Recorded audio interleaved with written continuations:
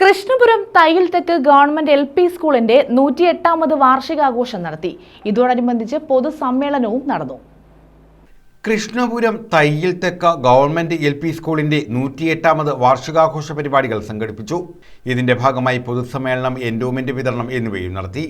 പൊതുസമ്മേളനത്തിന്റെ ഉദ്ഘാടനം U പ്രതിഭ MLA നിർവഹിച്ചു. പ്രസംഗിക്കേണ്ട കാര്യമില്ല എന്നാണ് എന്നോട് പ്രസംഗിച്ചാൽ അധികം പ്രസംഗമായി പോയില്ല എന്നാണ് ഞാൻ കരുതുന്നത്. അതുകൊണ്ട് നമുക്ക് മറ്റ് അവസരത്തിൽ കൂടുതൽ കാര്യങ്ങളൊക്കെ പറയാം.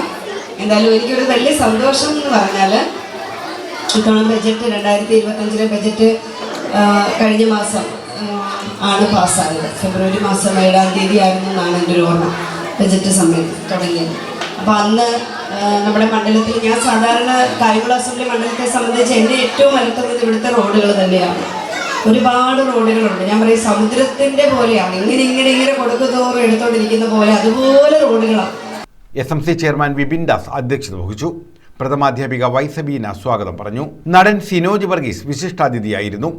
ചലച്ചിത്ര താരം സഹീർ മുഹമ്മദ് മുഖ്യപ്രഭാഷണം നടത്തി. Muthukulam block panchayat president DM Pujakshi അധ്യാപകരെ ആദരിച്ചു. Senior assistant Aneesha K Sadanandan report അവതരിപ്പിച്ചു. കൃഷ്ണപുരം ഗ്രാമപഞ്ചായത്ത് പ്രസിഡന്റ് ശ്രീഹരി കോട്ടിരേത്ത എൻഡോമെന്റുകൾ വിതരണം ചെയ്തു.